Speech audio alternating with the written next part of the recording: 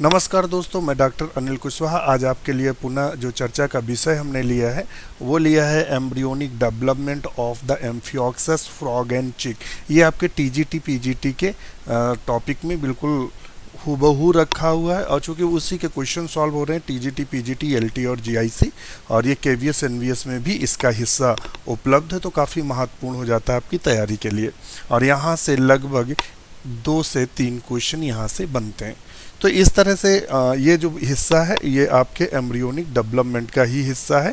तो शुरू करते हैं वीडियो। उससे पहले रिक्वेस्ट, चैनल को लाइक सब्सक्राइब जरूर करें। उसके अलावा एक जानकारी दे दें कि जो एम्ब्रियोनिक डेवलपमेंट है जिसमें हम प्लेसेंटा भी आपको अभी पढ़ाएंगे, इसके बाद प्लेसेंटा भी पढ़ाना है, एग हमने ख़त्म कर दिया है, एग और क्लीवेज, और इसके अलावा एम्ब्रियोनिक डेवलपमेंट भी आपको पढ़ाया है। तो यहाँ से जो टोटल क्वेश्चंस बनते हैं वो 7-8 क्वेश्चन तक भी बन जाते हैं और बहुत टफ टॉपिक, सबसे कठिन टॉपिक माना जाता है, इसीलिए कठिन टॉपिक का चुनाव किया है। हम अन्य यूट्यूबर हैं जो सिंपल टॉपिक लेके आपको घुमा लेते हैं, वो ऐसा यहाँ कुछ नहीं। यहाँ चूँकि उद्देश्य वो नहीं है कि आप हमें व्यू दे दें या हमें लाइक करें या सब्सक्राइब करें। यहाँ मैटर है कि वो मैटर देना जो इतना कठिन हो कि जनरली आप ना समझ पाएँ, उन्हीं टॉपिक को हम सिलेक्ट कर रहे हैं। और जब तक exam TGT PGT LT GIC के आ रहे हैं तब तक सिर्फ कठिन टॉपिक ही चुनाव करेंगे जो आप अपने मन से समझ सकते हैं, उन टॉपिक को हम नहीं उठाएंगे। तो इसके अलावा आपको जानकारी दे दें, जैसे कि हर बार जानकारी देते हैं कि आप फ्री में नोट्स प्राप्त कर सकते हैं, फ्री में आपको नोट्स मिल सकते हैं। और जो नोट्स हैं वो हिंदी और इंग्लिश दोनों भाषाओं में है, ध्यान रखिएगा, हिंदी और इंग्लिश दोनों भाषाओं में है। और इसके अलावा प्रिंटेड नोट्स हैं, हैंड रिटेन नोट्स हैं, पीडीएफ फॉर्म में बुक उपस्थित हैं, वो बुक जो कोचिंग सेंटर आपको प्रीफर करते हैं वो बुक सारी, ये सब कुछ फ्री आपका, इसका कोई चार्ज नहीं है। इसके अलावा आप डिस्कशन में भाग ले सकते हैं, डिस्कशन ग्रुप में। यहाँ क्या करते हैं, आपके टीजीटी पीजीटी एलटी जीआईसी के एक एक टॉपिक को उठाकर डेली डिस्कशन किया जाता है रात्रि 9:30 से लेकर 11 बजे तक, जिससे वो टॉपिक आपका मतलब कभी भी वहाँ से पूछे जाने वाले क्वेश्चन गलत नहीं होंगे। इसके अलावा हम प्रैक्टिस कराते हैं पूर्व परीक्षाओं में पूछे गए क्वेश्चंस की एवं संभावित आने वाले क्वेश्चंस की डेली आपको प्रैक्टिस कराई जाती है, जिससे आपका स्कोर बढ़ सके, चयन सुनिश्चित हो सके। नोट्स ग्रुप में कम्प्लीटली नोट्स अवेलेबल हैं और ये सब फ्री हैं, इनका कोई भी चार्ज नहीं है। केवल आपको डॉक्टर नोट्स परिवार का सदस्य बनने के लिए, परिवार का हिस्सा बनने के लिए 299 की मेंबरशिप लेनी है। और वन टाइम में एक बार जब आप मेंबरशिप ले लेते हैं उसके बाद इन तीनों ग्रुप से जोड़ दिया जाएगा, आपकी सारी समस्याओं का अंत हो जाएगा। और अभी आपके पास तैयारी का मौका है, अभी लगभग 1 माह से लेकर पीजीटी के लिए तो अभी 1.5 माह तक है, और जो टीजीटी के लिए है लगभग 1 माह का समय है, और जीआईसी के लिए अभी लगभग 2 माह का समय है। तो अभी बिल्कुल आप जुड़ें, आपको फ़ायदा दिखना शुरू हो जाएगा, आपको नोट्स प्रॉपर मिलेंगे, आप जो तैयारी कर रहे हैं उसमें बूस्ट हो जाएगा, हमसे जुड़ने के बाद बूस्ट हो जाएगा। और जो मेंबरशिप फ़ीस है वो चूँकि ना के बराबर है, इतनी फ़ीस कम है कि आप आशा भी नहीं कर सकते हैं कि इतने में से कुछ आपको मिल भी सकता है। तो यहाँ सब कुछ आपको फ्री में अवेलेबल है और आप पेमेंट करने के लिए गूगल पे, फ़ोनपे, पेटीएम किसी का भी प्रयोग कर सकते हैं या अकाउंट में ट्रांसफ़र कर सकते हैं। ट्रांसफ़र करने के बाद अकाउंट जब सक्सेस का मैसेज आ जाए उसका स्क्रीनशॉट लेना है, हमारे टेलीग्राम पर सेंड कर देना है। यदि टेलीग्राम पर सेंड ना हो तो डॉक्टर नोट्स, ध्यान रखिएगा, डॉक्टर नोट्स, वो तीनों जो चैनल है वो प्राइवेट हैं, वो नहीं दिखेंगे आपको सर्च करने से। डॉक्टर नोट्स बॉटनी सर्च करेंगे, ये जर्नल चैनल है हमारा, यहाँ आप भेज सकते हैं। और या तो फिर आप हमें पर्सनल भेज सकते हैं या फिर ना भेजे तो व्हाट्सएप पर, जिससे हम आपको तुरंत ऐड कर सकें। शुरू करते हैं वीडियो। उसके अलावा ये हमारे जैसा कि आप देख रहे हैं ये हमारा आपका डिस्कशन ग्रुप है, और ये जो हमारा है ये प्रैक्टिस ग्रुप है।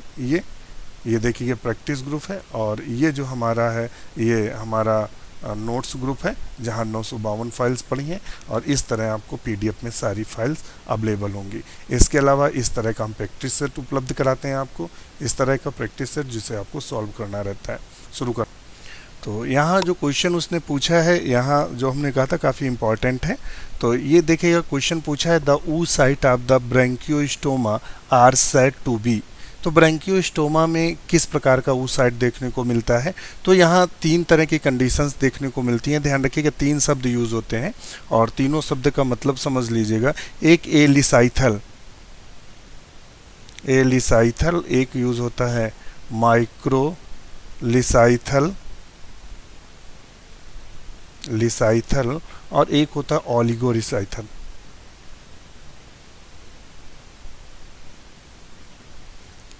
तो ये तीनों शब्द एक दूसरे से समानार्थी हैं। माइक्रो का मतलब होता है जिसमें सूक्ष्म मात्रा में क्या हो, सूक्ष्म मात्रा में योग पाया जा रहा हो। योग की मात्रा कैसी हो, सूक्ष्म हो, या small amount, found the small amount योग, जो बहुत सूक्ष्म मात्रा में योग पाया जा रहा हो। एलिसाइथल का मतलब होता है absent होना या बिल्कुल ना के बराबर पाया जाना। ओलिगो का मतलब भी सेम होता है। तो अब हम अपने क्वेश्चन पर चलते हैं। क्वेश्चन क्या कह रहा था कि ब्रैंकियोस्टोमा, और ब्रैंकियोस्टोमा एक्चुअली में होता है क्या, माइक्रोलिसाइथल है, और माइक्रोलिसाइथल यहाँ नहीं दिया है, तो यहाँ हम क्या लगा लेंगे, ओलिगोलिसाइथल। तो ऑप्शन हम क्या कर देंगे, ए सही कर देंगे। मेगालिसाइथल किस में पाया जाता है, तो मेगालिसाइथल बर्ड में पाया जाता है, चिड़ियों में पाया जाता है, और लिजार्ड्स में पाया जाता है, यानी छिपकलियों में पाया जाता है। क्लीडोइक एक क्या होता है, क्लीडोइक एक बर्ड में पाया जाता है, ध्यान रखिएगा। क्लीडोइक एक इसी मेगालिसाइथल का ही एक रूप है, क्लीडोइक एक, तो बर्ड्स में पाया जाता है, तो ये ध्यान रखिएगा। हाइपो मतलब जानते हैं कम एक का पाया जाना, हाइपो और हाइपर से मतलब है जहाँ कम एक का योग का पाया जाना। तो ऑप्शन हम ए सही कर देंगे। नेक्स्ट क्वेश्चन देख लेते हैं। Holoblastic cleavage is not found in, holoblastic cleavage किसमें नहीं पाया जाता है, holoblastic cleavage is not found in, holoblastic cleavage किसमें नहीं पाया जाता है। तो होलोब्लास्टिक क्लीवेज किसमें नहीं पाया जाएगा, चिक में, क्योंकि ये क्या होता है, माइक्रोलिसाइथल एग होता है, योग की मात्रा इसके एग में बहुत ज़्यादा होती है, इसलिए होलोब्लास्टिक क्लीवेज नहीं पाया जाता। होलोब्लास्टिक का मतलब समझ रहे हैं, ऊपर से नीचे तक का क्लीवेज होना होलोब्लास्टिक होता है। और जब कभी होलोब्लास्टिक क्लीवेज की बात करता है तो इसको दो कैटेगरीज में विभाजित करते हैं। एक होता है इक्वल होलोब्लास्टिक, यानी 20 से बराबर दो भाग बटना, एक होता है अनइक्वल होलोब्लास्टिक, मतलब एक एरिया छोटा हो जाना, ये जैसे बड़ी हो गई ये छोटा, तो इसे अनइक्वल होलोब्लास्टिक बोलते हैं। इक्वल होलोब्लास्टिक जब कभी पूछे कहाँ पाया जाता है तो ये पाया जाएगा किसमें, एम्फियोक्सस में। कहाँ पाया जाएगा, एम्फियोक्सस में। और इसके अलावा किस में पाया जाता है, इकाइनोडर्मेटा में, इकाइनोडर्मेटा, और प्लेसेंटल एनिमल में। और अनइक्वल किस में देखने को मिलता है, तो अनइक्वल जो देखने को मिलता है एम्फीबियंस में देखने को मिलता है, किसमें, एम्फीबियंस में, जैसे मेंढक आदि में। तो यहाँ से ये क्वेश्चन बना है, इसीलिए हमने इसको डिस्कस कर दिया है। नेक्स्ट क्वेश्चन देख लेते हैं। At the beginning of the cleavage in the frog, the ratio of the nucleus to the cytoplasm to the blastomere is, तो इस समय क्या रेशियो रहता है, तो उसका होता है slightly higher than the somatic cells. तो 143 का हम सही आंसर, तो ऑप्शन इसका हम डी सही करेंगे। नेक्स्ट क्वेश्चन देख लेते हैं। नेक्स्ट क्वेश्चन में कह रहा है इन चिक, यानी उसके चूजे की बात कर रहा है, मुर्गी के, of the fetal membrane which develops as somatopleure, कहता है कि कौन सी फीटर मेम्ब्रेन से सोमैटो जो प्लियोर होता है डेवलप होता है। तो ये हमने कल क्वेश्चन बताया था, तो उसका सही आंसर था, क्या था, एमनियोन। क्या था, एमनियोन, ध्यान रखिएगा, क्या था, एमनियोन। तो एमनियोन, तो ऑप्शन डी करेंगे, स्पेलिंग इसकी गलत लिखी थी, तो इस ऑप्शन इसको हम डी सही करेंगे, एमनियोन। और ये होता कहाँ है, तो देख रहे हैं सोमैटो, ये प्लियोर ये देखने को मिल रहा है मुर्गी के अंडे में, और ये देखने को मिल रहा है, ये वाला सोमैटो प्लियोर, ये वाले देखने को मिल रहा है इस वाली लेयर में, ये वेटिलाइन मेम्ब्रेन के ही हिस्से में ये हमें देखने को मिल रहा है। तो आप समझ गए होंगे। तो ये देखा लिखे कवरिंग ऑफ एमनियोटिक फोल्ड्स, तो ये एमनियोटिक फोल्ड्स की ये कवरिंग है। तो ये हम ऑप्शन इसका क्या लगाएंगे, तो हम लगा देंगे ये डी नंबर। ये चित्र इसलिए भी दिखा देते हैं जिससे कंफ्यूजन ना हो, और बकाया एलेंटोइस और योगसैक एलेंटोइस ये सब डिस्कस कर चुके हैं, अब उसी बार बार हम आपको डिटेल नहीं बताएंगे। द टेक्निक, तकनीक की बात कर रहा है, और तकनीक किसकी बात कर रहा है, the amniocentesis used for the analysis of amniocentesis क्या होता है, इसके बारे में बता दें। जैसे प्रेगनेंसी होती है, मान लेते हैं ये प्रेग्नेंट महिला है ये, ठीक है, ये प्रेग्नेंट महिला है। तो ये क्या करते हैं कि इस पे हम इंजेक्शन के माध्यम से हम फ्लूइड निकालते हैं, एमनियोटिक फ्लूइड निकालते हैं और उस फ्लूइड का अध्ययन करते हैं। उस फ्लूइड का क्या करते हैं, हम अध्ययन करते हैं और उससे क्या पता लगाते हैं, सेक्स का, भ्रूण के सेक्स का पता लगाते हैं और जेनेटिक एबनॉर्मलिटी का, कि बच्चे में कोई जेनेटिक एबनॉर्मलिटी तो नहीं है या बच्चे में कोई प्रॉब्लम तो नहीं है, इन सब का अध्ययन करते हैं। तो उस तकनीक को हम एमनियोसेंटोसिस तकनीक के नाम से जानते हैं। तो वही कह रहा है, the technique amniocentesis use for the analysis of amniotic fluid. Amniotic fluid का हम अध्ययन करते हैं और अध्ययन करने में क्या करते हैं, तो वो हमने आपको जानकारी दे दी। इससे क्या करते हैं, जेनेटिक नॉर्मलिटी का पता लगाते हैं या कोई प्रॉब्लम होती है तो पता लगाते हैं। तो क्वेश्चन आपको समझ में आ गया होगा। नेक्स्ट देखते हैं क्वेश्चन क्या कह रहा है हमारा। नेक्स्ट क्वेश्चन कह रहा है, meroblastic cleavage is found in. Meroblastic cleavage किस में देखने को मिलता है, तो मीरोब्लास्टिक क्लीवेज की बात हम करें तो मीरोब्लास्टिक क्लीवेज 3 प्रकार के एग में देखने को मिलता है। एक तो हमें टीलोलिसाइथल एग में देखने को मिलता है, टीलोलिसाइथल में, दूसरा सेंट्रोलिसाइथल में और तीसरा जो है माइक्रोलिसाइथल में देखने को मिलता है, माइक्रोलिसाइथल में देखने को मिलता है। तो अब यहाँ आंसर क्या करेंगे, तो आंसर चूंकि यहाँ हमें जो दिया है, इंसेक्ट दिया है, फ्रॉग दिया है, इसके अलावा बर्ड्स दिया है, मैमल्स दिया है, तो काफ़ी चीज़ें दी हैं। तो अब हम यहाँ आंसर क्या करेंगे, कर देंगे बर्ड्स। यानी जनरली अगर हम बात करें तो यहाँ ध्यान रखिएगा, थोड़ा सा कन्फ्यूज़न आपको हो सकता है, मगर हम आपको बता दें इंसेक्ट में भी देखने को मिलता है। तो इंसेक्ट यहाँ दिया नहीं तो कैंसिल कर देंगे इंसेक्ट को। दूसरा हमें कहाँ देखने को मिलता है, बर्ड्स में। तो एक तो यहाँ बर्ड्स में मिलता है, एक किस में मिलता है, हमें मिलता है रेप्टाइल्स में, और एक किस में मिलता है, फिशेस में। तो अब यहाँ 3 दिया हुआ, बर्ड्स, रेप्टाइल और फिशेस, तो यहाँ बर्ड्स ही उपस्थित है, तो आंसर हम इसी को सही कर लेंगे। नेक्स्ट क्वेश्चन देखते हैं, तो यहाँ हम बर्ड सही कर देंगे। नेक्स्ट क्वेश्चन देख लेते हैं 148 नंबर का। In chick embryo the central nervous system appears after the following period of the incubation. तो एक्चुअली में इसका आंसर जो बुक में दिया है वो 16 से 18 घंटे ही दिया हुआ है, तो ऑप्शन इसका हम ये डी सही करेंगे। और जो आपके ओल्ड पेपर सॉल्व दिए हैं उसमें 36 घंटे दिया हुआ है, तो इसको थोड़ा सा आप लोग एक बार चेक जरूर कर लें क्वेश्चंस को कि 36 घंटे सही होगा या 16 घंटे होगा। देखिए हमने 209 ऑप्शन बता दिया कि जो बुक्स में और हमने नेट पे इसको देखा था तो 16 घंटे दे रहा है, 16 से 18 घंटे दे रहा है, वही कंप्लीट जो स्ट्रिक बनने में, तो वही उसी समय सेंट्रल नर्वस सिस्टम एपियर होने लगता है, तो वही आंसर रहेगा 16 से 18। और मगर यहाँ जो हमने इसका आंसर जो ओल्ड सॉल्व पेपर मार्केट में उपलब्ध है उसका 36 घंटे दे रहा है, तो हमने तो डी लगाया है, आप भी इसको एक बार कंफर्म कर लीजिएगा 36 या 16। क्वेश्चन हम दोनों बता देते हैं। प्रिमेटिव स्ट्रिक इन चिक इज कंप्लीटेड इन, तो कितने घंटे में कंप्लीट होती है, तो 16 से 18 घंटे में कंप्लीट होती है। कितने घंटे में कंप्लीट होती है, 16 से 18 घंटे में। इसको हम कंप्लीट डिस्क्रिप्शन दे चुके हैं, अब बार बार सेम चीज़ें हम आपको नहीं दे सकते। नेक्स्ट क्वेश्चन दे रहा है, मार्फोजेनेसिस स्टार्ट विद। मार्फोजेनेसिस कब से स्टार्ट होती है, तो मार्फोजेनेसिस गैस्ट्रुलेशन से स्टार्ट होती है। कब से स्टार्ट होती है, गैस्ट्रुलेशन से स्टार्ट होती है। तो काफ़ी महत्वपूर्ण क्वेश्चन हो जाता है आपका, तो हम ऑप्शन कर देंगे गैस्ट्रुलेशन। और सब हम आपको बता चुके हैं, मारुला अवस्था ठोस गेंदनुमा अवस्था होती है, ब्लास्टुला हॉलो अवस्था होती है मगर गेंदनुमा होती है, और जो गैस्ट्रुलेशन होती है उनमें इन्वेजिनेशन हो जाता है, इस तरह होती है। नोडुलेशन में नर्वस सिस्टम डेवलप होने लगता है। तो ये नेक्स्ट क्वेश्चन देखते हैं। Emboli occurs in amphioxus development during.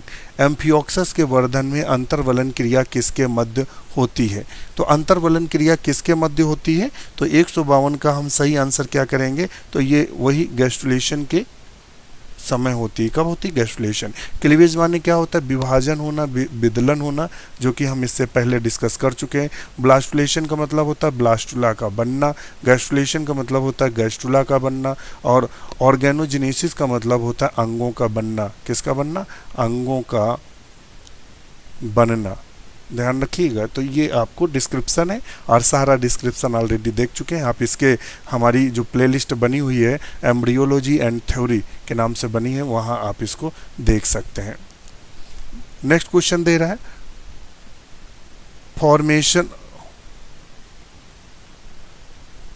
Formation ही होगा, ये गलत लिखा है। Formation of primitive streak in the chick embryo is the first scene of, ये पहली बार कब दिखाई देती है, तो ये गैस्ट्रुलेशन में पहली बार दिखाई देती है।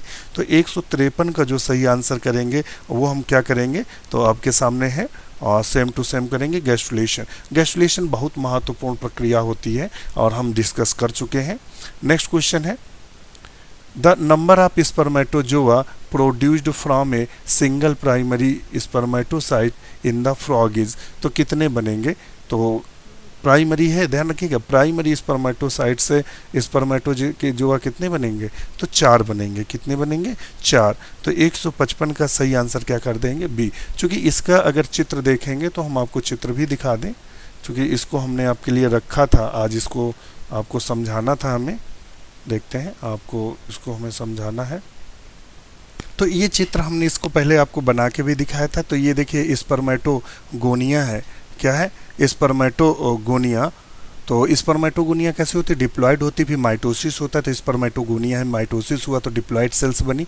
फिर इसमें ये प्राइमरी स्पर्मेटोसाइट है, ये प्राइमरी स्पर्मेटोसाइट है ये वाली, इसमें मियोसिस फर्स्ट हुआ तो 1 से 2 बनी, हैप्लॉयड हो गई। फिर ये जो प्राइमरी स्पर्मेटोसाइट थी तो ये किस में बदल गई, ये बदल गई सेकेंडरी स्पर्मेटोसाइट में। सेकेंडरी स्पर्मेटोसाइट के बाद में स्पर्मेटिड्स बने, स्पर्मेटिड से स्पर्मियोजेनेसिस से स्पर्मेटिया बना। तो अब इससे कितने बन रहे हैं, एक प्राइमरी स्पर्मेटोसाइट से कितने बन रहे हैं, तो यहाँ कितने बन रहे हैं, देखिए कितने बन रहे हैं, यहाँ 1 से कितने बन रहे हैं, 1 2 3 4, इस तरह 4 सही होंगे।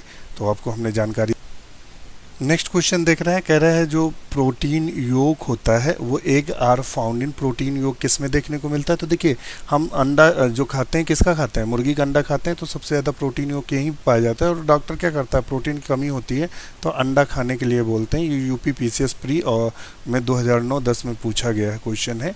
नेक्स्ट क्वेश्चन कह रहा है if pituitary is removed from the tadpole of the frog it will, जब कहता है फ्रॉग जो होता है यानी मेंढक के अगर मस्तिष्क से पिट्यूटरी ग्लैंड को निकाल दिया जाए तो क्या हो जाएगा, तो उसमें क्या हो जाएगा, स्टॉप मेटामॉर्फोसिस, उसका जो कायांतरण है वो रुक जाएगा। कायांतरण क्या होगा, मेंढक का रुक जाएगा। तो ये काफ़ी टेंशन वाली बात है, रुकना नहीं चाहिए भाई उसका। तो ये क्वेश्चन बना हुआ है तो काफ़ी महत्वपूर्ण हो जाता है। नेक्स्ट क्वेश्चन देख लेते हैं। नेक्स्ट क्वेश्चन क्या कह रहा है, नेक्स्ट क्वेश्चन कह रहा है through amniocentesis fetal cell can be cultured and tested for the detecting various disease of the fetus by, amniocentesis के द्वारा भ्रूण की कोशिकाओं का संवर्धन किया जा सकता है और भ्रूण के अनेक व्याधियों की संसूचन के परीक्षण किए जा सकते हैं। तो हमने आपको बताया था इसके गुणसूत्र का कैरियोटाइप भी प्राप्त कर सकते हैं, एंजाइम प्रोडक्शन भी पता लगा सकते हैं, DNA एनालिसिस भी कर सकते हैं। तो ऑल ऑफ दीज, ध्यान रखिएगा, ये TGT बायोलॉजी 2003 में क्वेश्चन हुबहू पूछा गया था। नेक्स्ट क्वेश्चन देखते हैं।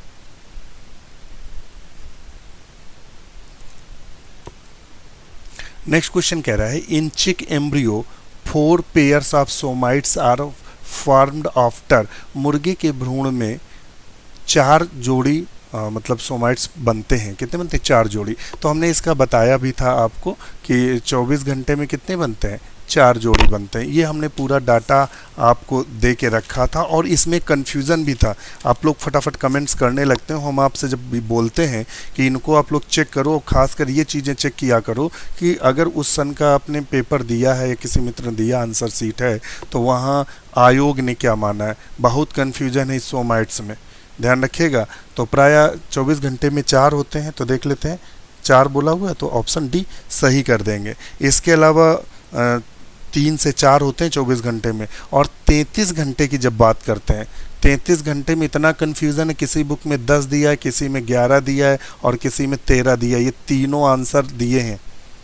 तो इसीलिए हमने यहाँ आपसे कहा था कि जितने भी मित्र हैं ये देख लीजिएगा कि जो आपका यूपी का जो आयोग है, माध्यमिक शिक्षा चयन बोर्ड है, उसने 33 घंटे में 11 को सही माना है या 13 को सही माना है या 10 को सही माना है।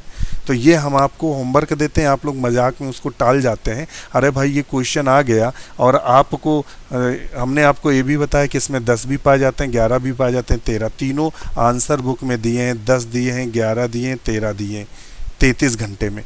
अब आप यहाँ उसने मान लो दे दिया 10 भी ऑप्शन में है, 11 भी है और 13 भी ऑप्शन में है। अब आप सही क्या करके आएंगे हमें ज़रा ये बताओ, फिर तो दिक्कत आ जाएगी ना। इसलिए हम आपसे बार बार कह रहे हैं और हमें कमेंट जरूर करिएगा। आयोग ने पीजीटी बायोलॉजी 2013 में तो ये क्वेश्चन बना है, इसके अलावा ये वाले कई बार बने हैं। तो आयोग अगर जो माना हो वो सही हमें भी कमेंट्स करके बताइएगा। इसके अलावा आप लोग इसको डिस्कशन ग्रुप पे डाल के एक बार चेक भी कर लीजिएगा। तो ये 33 घंटे वाला सबसे ज़्यादा कन्फ्यूज़न दे रहा है। नेक्स्ट क्वेश्चन देख लेते हैं। और बकाया आप लोग दृढ़ता के साथ 13 कह रहे हैं, मैं बिल्कुल मान रहा हूँ कि 13 सही है, मगर आयोग क्या मान रहा है? हमें नंबर लेने हैं, ना कि वहाँ जिरह करनी है। हमें तो वहाँ 4.25 का एक क्वेश्चन होता है। एक क्वेश्चन गलत होने का मतलब इतने नंबर आपके कट रहे हैं।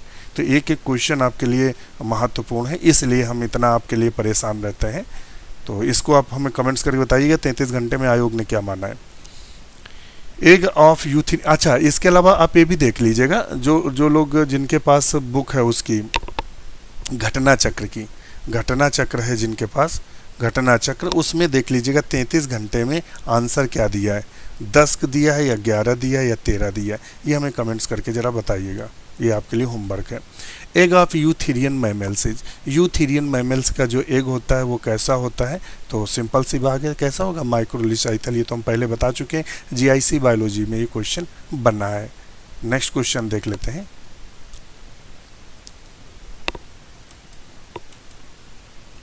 नेक्स्ट क्वेश्चन बना हुआ है, epiboly in the frog involves. जो एपीबोली है फ्रॉग की, उसमें क्या क्या पाया जाता है या क्या इन्वॉल्व रहता है? तो 165 का हम लोग आंसर क्या करेंगे, 165 का। तो ऑप्शन इसमें क्या करेंगे? ऑप्शन करेंगे बी, बृहद खंड के ऊपर लघु खंड की अत्यधिक वृद्धि, over growth of the micromere over micromeres. तो ऑप्शन बी सही करेंगे। ये भी जीआईसी में क्वेश्चन बना हुआ है। देखिए जीआईसी में लगातार 3 क्वेश्चन एक ही बार पूछे गए। अब आप देख लीजिए कितना महत्वपूर्ण है। जिनको हवा में 2-4 क्वेश्चन देख के वीडियो पुश कर ले जाते हैं, उनके लिए हम बता रहे हैं। नेक्स्ट क्वेश्चन देख लेते हैं। Under normal condition Metamorphosis in Rana tigrina is completed in about. तो मेटामॉर्फोसिस जो राना टिग्रीना में देखने को मिलती है, अर्थात मेंढक में देखने को मिलती है, वो लगभग 1 माह की होती है। कितनी होती है? 1 माह की। तो ऑप्शन ए सही कर देंगे। ए भी जीआईसी में पूछा गया क्वेश्चन है, तो काफ़ी महत्वपूर्ण हो जाता है। और ये नेक्स्ट क्वेश्चन है, इन चिक the embryonic respiratory organs is. तो हमने आपको ऑर्गन्स जो बनाए थे, हमने कहा था एम्ब्रियोन का कार्य होता है शुष्क होने से बचाना, शुष्क होने से बचाना। दूसरा क्या होता है? बाह्य आघात से बचाना, बाह्य आघात से बचाना। एलेंटोइस का काम क्या होता है? ये यूरिनरी ब्लैडर की तरह काम करती है, यूरिनरी ब्लैडर की तरह काम करती है, यानी उत्सर्जन अंग की तरह काम करती है। और इसके अलावा ये किसकी तरह काम करती है? श्वसन अंग की तरह काम करती है। तो पीतक किसका काम करता है? पोषण का काम करता है, भोजन देने का। तो अब इसने श्वसन पूछा है तो हम क्या लगा लेंगे? एलेंटोइस। क्या लगा लेंगे? एलेंटोइस। अगर शुष्क होने से बचाता तो एमनियोन लगा लेते। यूरिनरी ब्लैडर पूछता तो ये लगा लेते, और अगर पोषण का काम करता तो ये लगा लेते। चलिए नेक्स्ट क्वेश्चन देखते हैं। तो आज से ये ख़त्म होता है। नेक्स्ट आपको जो वीडियो मिलेगा वो मिलेगा प्लेसेंटा इन मैमल्स, इसके अब चर्चा करेंगे, और ये 2 वीडियो इसके आएंगे। उसके बाद ये पूरा एम्ब्रियोनिक डेवलपमेंट ख़त्म हो जाएगा। अब हम चलते हैं अपने टॉपिक की ओर।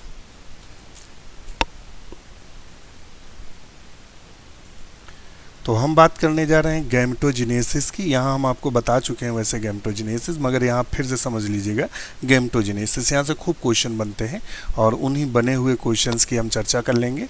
काफ़ी महत्वपूर्ण है ये।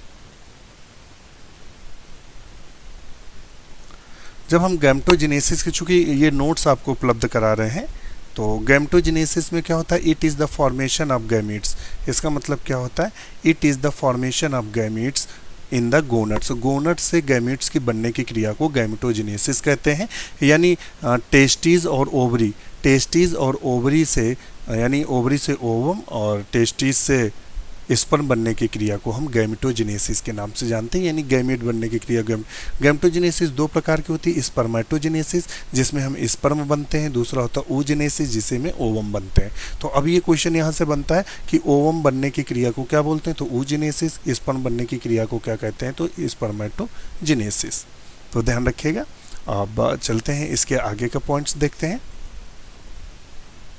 अब हम पहले ले लेते हैं स्पर्मेटोजेनेसिस क्या होता है। तो स्पर्मेटोजेनेसिस की बात कर लेते हैं। It is the process of formation of sperm, spermatozoa. Sperm को क्या बोलते हैं, तो दूसरा नाम स्पर्मेटोजोवा होता है, in seminiferous tubules of testes. अब ये क्वेश्चन यहाँ से बनता है कि स्पर्म टेस्टीज के किस हिस्से में बनते हैं, तो सेमनीफेरस ट्यूब्यूल में बनते हैं। अब स्टेज ऑफ स्पर्मेटोजेनेसिस होता है फॉर्मेशन ऑफ स्पर्मेटिड्स और दूसरा होता है स्पर्मियोजेनेसिस। स्पर्मेटिड्स में क्या होता है, spermatogonia, sperm mother cell. Spermatogonia किसको बोलते हैं, ये पॉइंट्स ध्यान रखिएगा। स्पर्मेटोगोनिया का मतलब क्या होता है, तो स्पर्मेटोगोनिया होता है sperm mother cell. Sperm mother cell को बोलते हैं, मदर सेल को बोलते हैं, और प्रोड्यूस द स्पर्मेटिड्स। इसके अलावा स्पर्मेटिड्स ट्रांसफॉर्म इनटू स्पर्म, ध्यान रखिएगा।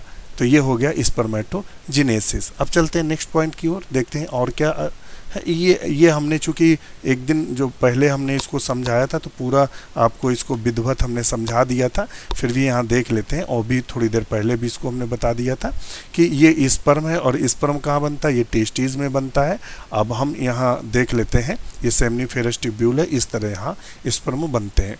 और ये यहाँ से स्पर्मेटोगोनिया है, तो ये स्पर्मेटोगोनिया, स्पर्मेटोगोनिया में सूत्री विभाजन हुआ तो सारी कोशिकाएं डिप्लॉयड हुई, तो इतनी अवस्था हमारी स्पर्मेटोगोनिया कहलाई। फिर इसमें जो कोशिकाएं बनी तो कुछ कोशिकाएं बड़ी हो जाती हैं जिसे प्राइमरी स्पर्मेटोसाइट बोलते हैं, जो कि डिप्लॉयड होती है। अब इसमें हुआ मियोसिस। क्या हुआ, मियोसिस। मियोसिस दो चक्रों में होता है, मियोसिस फर्स्ट और मियोसिस सेकेंड।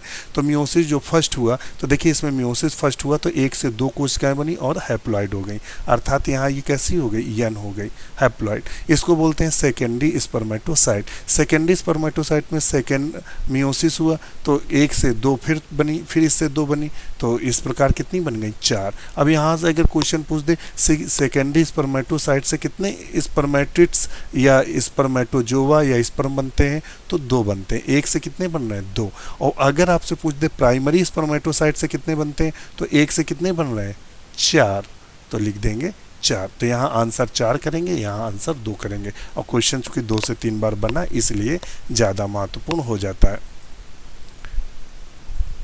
अब चलते हैं नेक्स्ट पॉइंट देखते हैं। नेक्स्ट पॉइंट में क्या कह रहा है, अब आता है स्पर्मेटोजेनेसिस के अन्य। ए प्राइमरी स्पर्मेटोसाइट जो बदलती सेकेंड स्पर्मेटोसाइट जो होता है अप्लाइड होता है स्पर्मेटिड। तो यहाँ तो सारी जानकारी हमने दे दी है और अब ये आपको पुनः बताने की हमें ज़रूरत फिलहाल नहीं है, और चित्र से हमने समझा दिया था।